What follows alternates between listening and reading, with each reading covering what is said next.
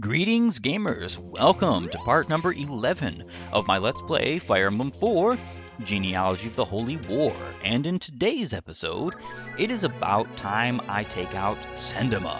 Well, actually, is it about time? I don't think I'm going to be able to this turn. Let's see. Yeah, again, I'm doing 11 times 2, most likely. Speed. Yeah, I'm doing 11 times 2. And it's just too much damage. 6 times 2 here, he's going to be left with 2 HP. He's healing actually too much.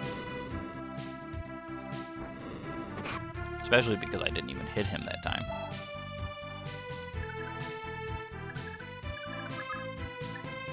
I believe this is the last turn he's silenced for, which is unfortunate.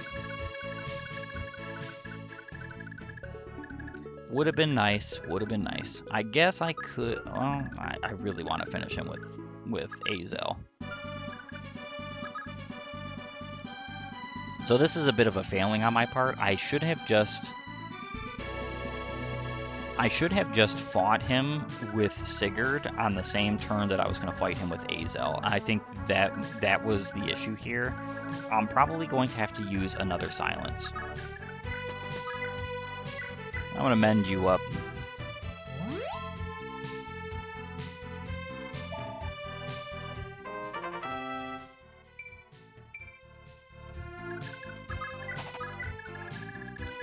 And then I can move Ethlyn because she needs to join.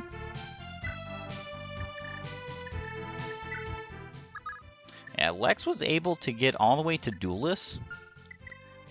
And so was Finn, but I need Finn to get up to 25 HP again, and then he'll just be able to win against Duelist. I was kind of contemplating giving him the Steel Lance, but I don't think that that's going to really make that big of a difference. He's still going to end up getting hit. And then Quan was able to beat them all, and it was no thanks to anything other than Adept. Adept was the star of that show.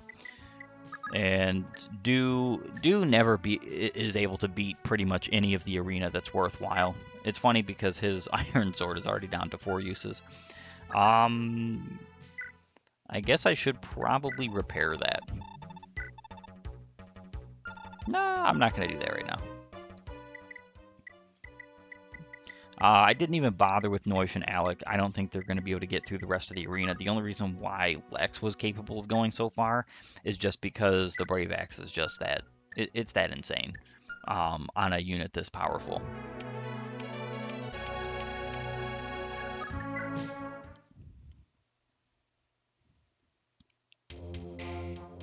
And healing again.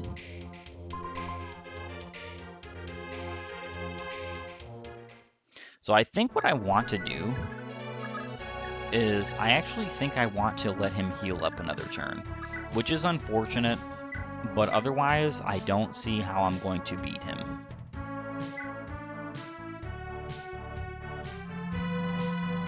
Alright, that's 2 silence uses. Only need 1 for the next chapter, and don't really need any for the rest of this particular generation, but it's unfortunate that I had to use 1 here. I think what I'm going to do is send Deidre back so that she can start her arena nonsense as well, especially after getting a level up, which was pretty fair. She should be more adept to actually dealing with the arena now that she has a little bit more experience. It's not like it's going to be a game changer here, but it could definitely help.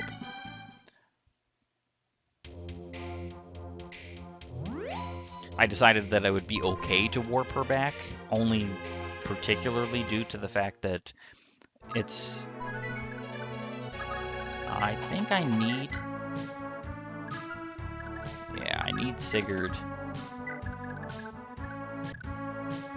Alright, time to attack. A miss? Another miss? Well, I mean, he procced a cost and then hit 2 of the hits, so I guess I can't completely complain.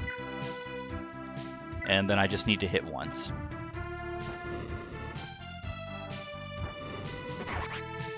And Azel now has the magic ring. Archbishop Manfrey, please forgive me.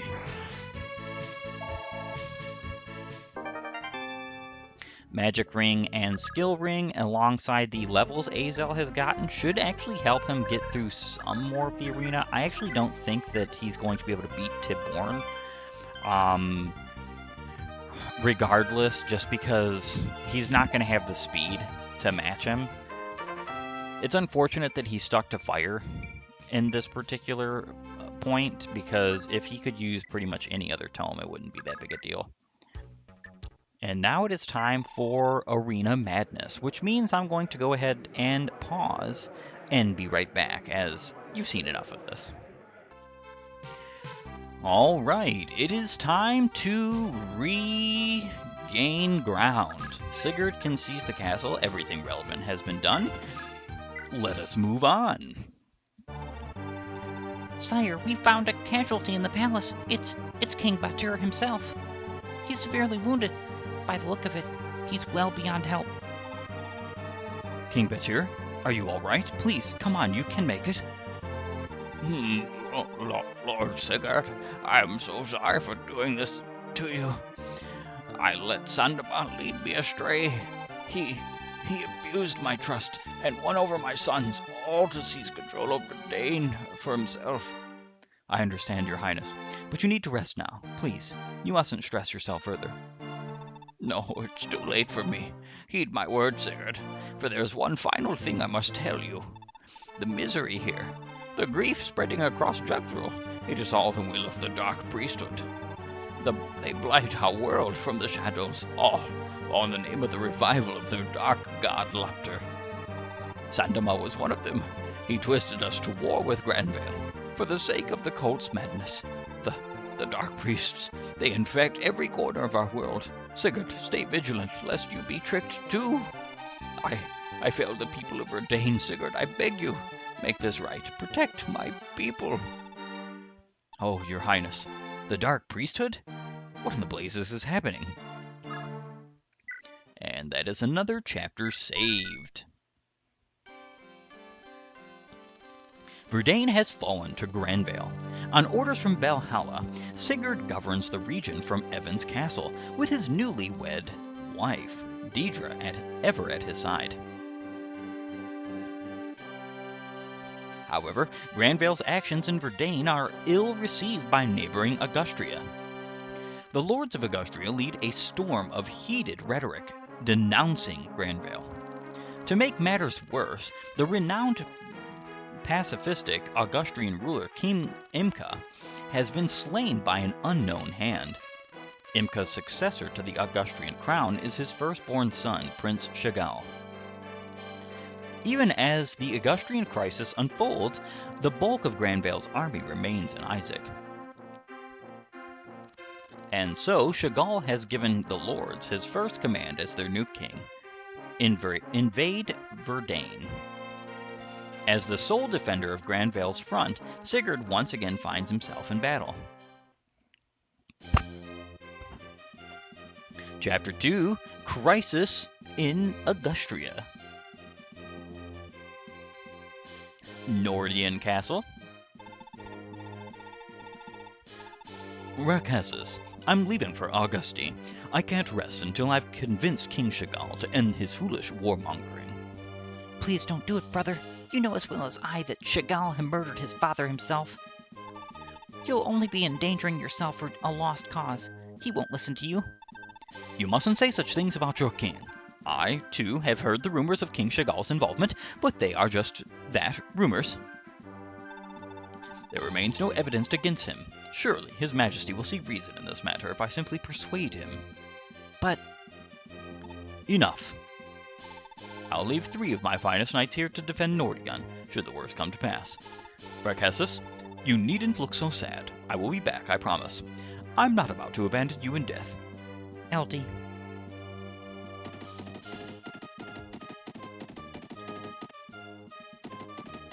Augusti Castle.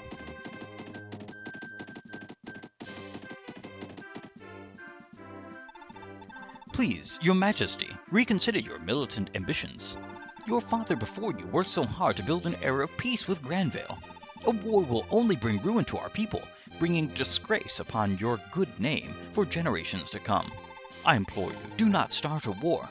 So it's you, Eldigan of Nordion, you dastard. My father adored you, and you used his trust to undercut me at every turn. But now my father is no more, and long live the king of all Augustria. For years you've made me play the fool, and now I will reward you in kind. Guards, throw this man in the dungeon. Wait, your majesty, please. Good riddance. The eyesore. Send my orders to Bordeaux and Herheim. Seize Nordion Castle. Once that nuisance is dealt with, we're clear to throw all we've got at Granvale. Your Majesty, King Chagall, I see you've made your decision at last. Manfroy, yes, just as we agreed. Father is dead, and by my hand. There is no turning back now. Even so, I still don't know if we stand a chance. Remember, Granvale still adheres to that tawdry old peace treaty with you, and their entire army is distracted in Isaac. Strike now, and you could not possibly fail. You're right. The downfall of Granvale will mark the rise of Augustria as Jugdrill's new leading power. Chagall, Emperor of the World. I like the sound of that.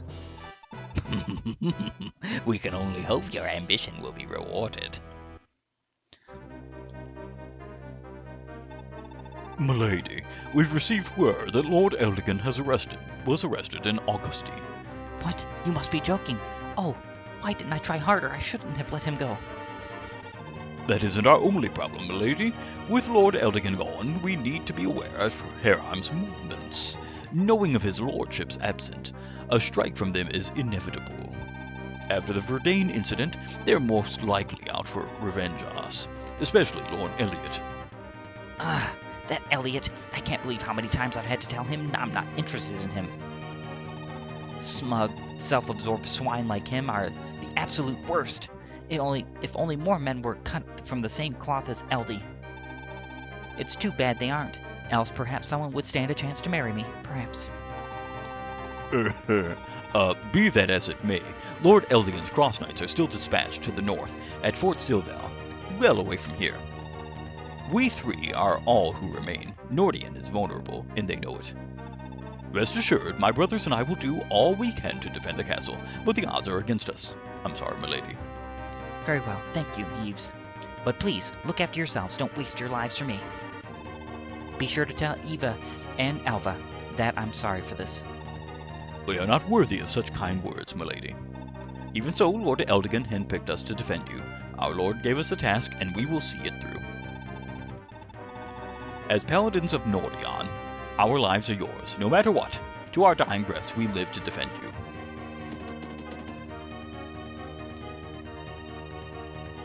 Herheim Castle?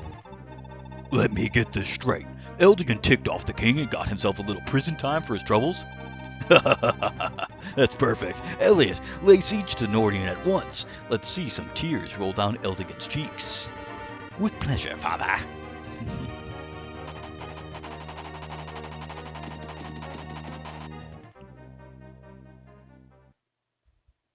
Evans Castle. Sire, we have trouble. It appears that Lord Eldigan has been taken prisoner and Nordion is under attack. I bear a message from Lady Rakessus, pleading for our aid. They've taken Eldigan? Why? Why in the world would they treat a man so esteemed this way? Inform everybody to make ready. We ride for Nordion at once, no matter the cost. Rakessus needs us. He might never admit it, but Rakessus has always been dear to Eldigan. The loss of Rakessus would gravely wound him. My lord, you're preparing for another battle, aren't you? I'm sorry, Deidre. I owe so much to Eldigan, I could never abandon his sister in a time like this. I thought as much. I'm not about to stop you. No, I will accompany you. What? No, I can't allow that. I refuse to endanger you like this. My lord, do you not remember our vows? You swore to never leave my side, and I am uneasy. I have a feeling that if you and I were to part, we would never find each other again. Please grant me this. Let me stay by your side. I'm sorry, you're right. I did promise. Very well. Let us ride together, but you mustn't leave my side. I won't. All right. So this is the chapter to come. Let's see. I think there's a couple of interesting talks. Okay, Deidre and Eflin. This is going to yield Eflin a particular weapon that is very useful for a lot of different strategies in this game. Typically, a lot of people actually like using this weapon, particularly on the Gen 2, well, Gen 1 and Gen 2 thieves, because it gives them the ability to steal without being countered. But I just typically leave it on Ethlyn because I feel like it's a good weapon for her to have. That being said, I have some arena to do, and I think I'm actually kind of unsure who I want to use to go through the whole arena with, just to show off a different unit. I wouldn't mind doing such, but there is the potential of just losing. But I think a fair chance to win would be Quan. So I'm going to do just that. I'm going to have Quan fight through the arena as my showcase for this particular chapter. And first is Jiro. Quan is not exactly a great matchup for this, as he has a Steel Axe, but he misses a couple of times, and Quan has more than enough damage and defense to take it on. And so, number 2 battle, Mahatma, the Fire Mage. And he's a one-shot? Quan misses the first hit, a 90% miss, and then an adept follow-up. What a show. Of course I feel like fighting another round. Round 3, Lovin, the Lance Knight. A lot of Lance Knights at number 3. I think he's supposed to be like a barrier for weak swords fighters. But he's not much of a barrier for Quan. Then rank 4, Butchaman, the Myrmidon. One hit brings him well below half health, and Quan finishes the job readily and easily, with another level up to boot. I will say that if you have any mind of wanting to protect the Nordion Knights that are surrounding Nordion Castle and Rekessus, it's a good idea to put a javelin on both Quan and Sigurd. Pro tip. Feel like fighting another round? Yes, I do feel like fighting another round. Herzog is an armor lance with a sea lance. He might be doing quite a bit of damage, 15 to be exact, but it would take him 3 hits before he would finish off Quan, and he's already missed twice at 72%. That's pretty wild, and very appreciated. Though he could have hit both of those hits, and it still wouldn't have mattered. Rank 6, Tyakov, Thunder Mage, L Thunder with a shield ring. This is probably the most difficult fight in this arena for now. And I say that interestingly because this arena has a different final boss after you beat it the first time. Alright, Tyakov strikes with L Thunder, and it does well more than half. But Quan strikes back with an Adept, and that is the finish of Tyakov. 2 HP, very nice. 1 speed, very good. 1 luck.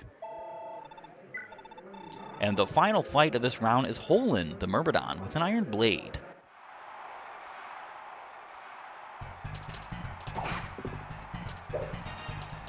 Alright, this is not looking like a good fight for Quan. But he brings it back, and Quan is victorious against Holland. Quite the fighter, aren't you? You've cleared out the whole arena. Here's your reward, 4,000 gold pieces. Nobody here's ever bested me before. Who in the world are you, anyway? The way you fought, you were brimming with spirit. I'd wager there's something you're here to fight for, right? All I've done is chase the money for all these years, but I look at you and suddenly it all feels so meaningless. Hey, I don't suppose you're recruiting. Maybe using my blade for something real and grander than me is just what I need. It could be just what you need.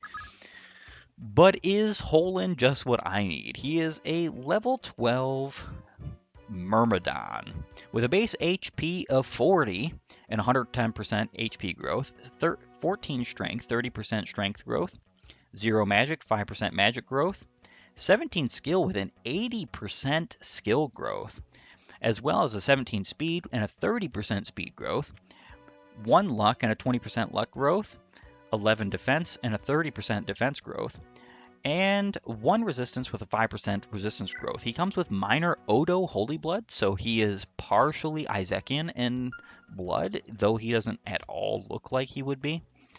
Very interesting. He comes with 10,000 gold, 6 movement, 1 arena level, a swords, which is pretty darn good. Pursuit allows the user to double attack if attack speed exceeds foes, and Luna may negate the foe's physical defense. Remember this is for physical defense only. So the whole magic sword build on a weak magic unit, or a weak magic unit is not going to do anything with Luna. But it is a very good skill in the sense that though it's not as good as Astra, Luna can basically make it so that he's just doing straight damage. So whenever he procs Luna at this current moment, he's just going to do 26 damage.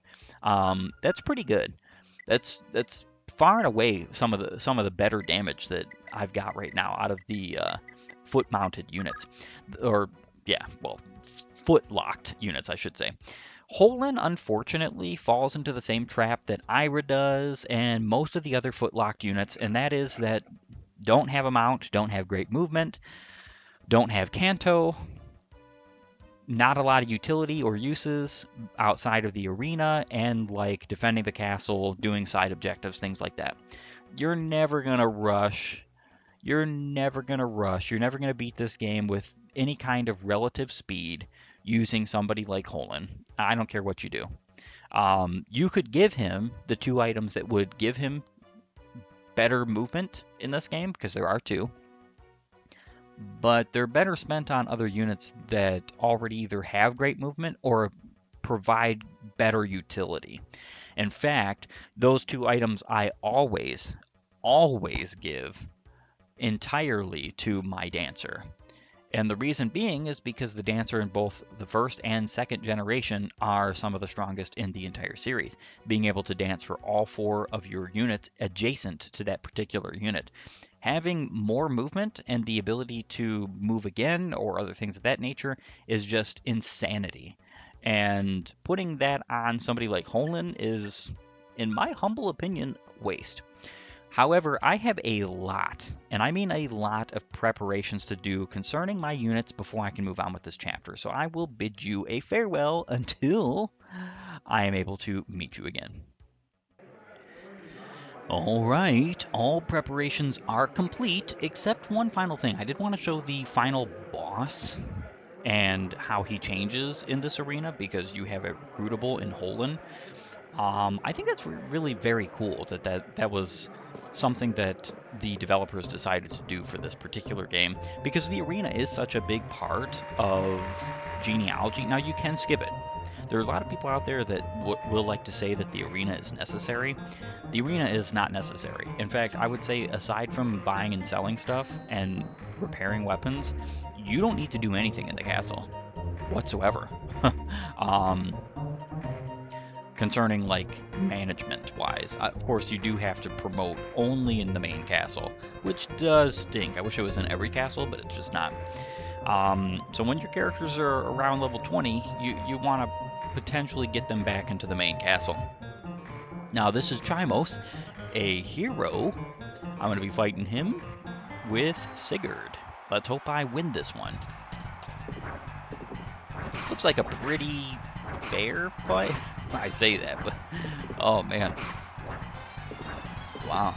He missed several attacks in a row. Steel Blade Chimos. One of the reasons why he's even beatable is because he has something like a Steel Blade, because it does not have as good of accuracy as other weapons would that he could have access to with that kind of a weapon rank. You have to have an A rank to use any of the blade weapons in this particular game. And I'm going to go ahead and repair the Silver Sword and the Javelin. You'll notice that Sigurd has his Javelin Quan has a javelin as well. These two are it's just absolutely necessary for both of them to have a javelin.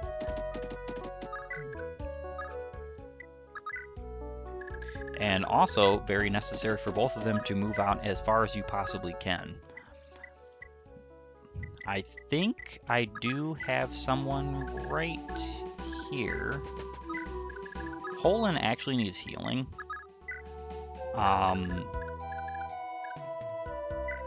But what I'm going to do is return him. Just for a little bit of extra experience points. On Ethlyn, I'm going to leave her there. Only because that is the maximum range that Deidre can walk. And she can talk to Ethlyn. How are you faring so far, Deidre? I know my brother is worried something fierce about you risking your life like this. Ethlyn, thank you for asking, but I'm doing just fine for now. Everything will be all right, I can feel it. So long as I'm at Sigurd's side, our happiness will see us through. I don't think I've ever seen Sigurd as happy as he's been with since he met you. He's practically a changed man. Ethlyn, here, I'd like you to have this. I've been meaning to give it to you for a while. Oh, is this a light brand? Wow, these are so rare and hard to come by. Are you sure you want to give me this? Of course. I know that it will serve you well. I can't thank you enough, Deidre. I'm always treasure it. Alright, so Ethlyn gets a light brand. Now, I gave her the steel blade because she does have an A rank, and this is just purely for damage sake, because sometimes her pitiful amounts of strength just don't do the job. But the accuracy on it leaves something wanting. She wasn't capable of getting through more than the 4th arena fight, which is unfortunate, but whatever. The light brand, it is a very interesting weapon. So how magic weapons in this game work, magical swords particularly, because there are only swords that are magical, is that the stats you see here are the stats that it has when you are fighting in physical range with it. However, when you attack at 2 range, the stats are completely different. This is true for every last one of the magical swords. They all share the L, so L wind, L fire, or L thunder. So the bolt sword has L thunder, the fire sword has L fire, and the wind sword has L wind statistics, even though they demonstrate the very basic tome, like wind, thunder, fire. And this is light. There is no basic tome for light, technically. Technically, there is no L light either. Light is just both of them, if you will. The actual light tome has 90 hit, 14 might, and 5 weight. So it has slightly better statistics than you're seeing here for ranged combat, and it's actually very good. It's one of the reasons why a lot of people will give it to like a thief, because if you give it to your thief is capable of then attacking at range and stealing. This is very good, very powerful, and a very good strategy. It's just not something I particularly like using because it's not necessary.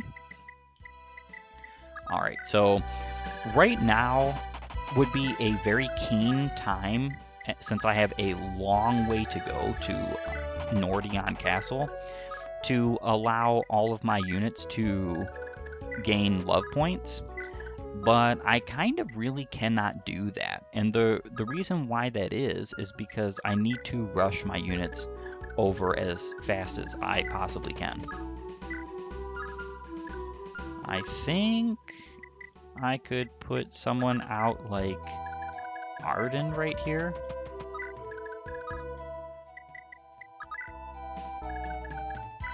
And then warp him back, just for a little bit of extra experience points on the way. This is another trick you can do, since now you don't really need to have low health enemies, players, units, in order to get some experience points on the first couple of turns. So basically, I'm not really going to be moving out every one of my units every chapter.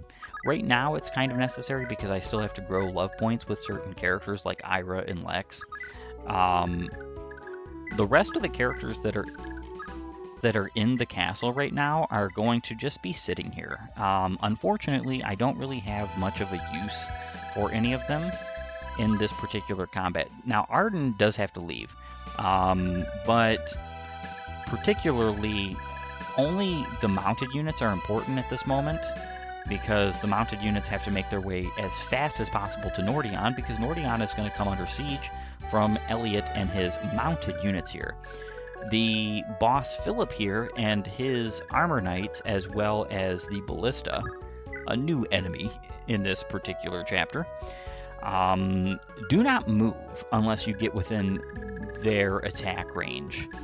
And then my goal is Bordeaux in this particular castle. So there's some interesting things you can get here. There's a Silver Lance on Elliot. This is something that I absolutely recommend getting on Quan if you can. Nobody else can use it at this current time. I don't even think it's possible to have a promoted Finn yet. But if you could have a promoted Finn, this would be great. This is actually the weapon and reason why Finn needs his promotion before he leaves, if you're going to take away his quote-unquote preferential lance that he gets this particular chapter. Do be mindful of talk conversations.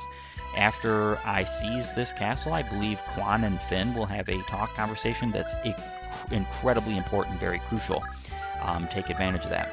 A recover staff using healer, you want to take him out as soon as you possibly can. And then Philip the General has a return band, so allows the user to return to the base castle at any time. I strongly recommend actually getting this on Ethelyn, because then she can return a bunch of people and return herself. This is awesome because she is your mobile warp staff, basically, returner. Good old Ideen here has the warp, which you would think, oh, well, she would be the one warping people. Actually, kind of what you want to do is you want to move your return user, which would be Ethelyn, with your fast-moving mounted units, return them when it's necessary to the castle, and have Ideen back at the castle waiting to warp your units to other places, which is actually a pretty genius strategy. It's just not something that everybody particularly takes advantage of as well as could be. I don't use it too often. There comes a point where you do get a second staff wielder, and that staff wielder is capable of using warp on horseback. Lady Rakkus of Nordion, huh? I've been looking forward to this. She's been playing cruel games with my heart for years, but look how the tables have turned. I'm an entire army behind me against her insignificant guard. What could she possibly do? She's powerless to resist coming back to Herheim with me, and who knows, perhaps one day she'll admit she wants it. And this buffoon and his horde of mounted units, they're actually not at all a threat to your units. Philip's crew is much more imposing and impending than Elliot, but Elliot's crew will destroy the 3 knights surrounding Rakkus' castle at Nordion. You don't want that to happen. Our task is to form a defensive line. Don't let the enemy lure you from your post. Stand your ground, understood?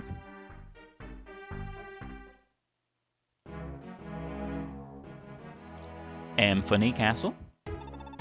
So Herheim's finally made the move. Perfect. Release the brigands on the villages as we arranged. Under the old king, you couldn't even dare to meddle in any of his property, yet it is the easiest thing to cheat Chagall. Strip everything of worth you find and bring it back here. Leave no stone unturned.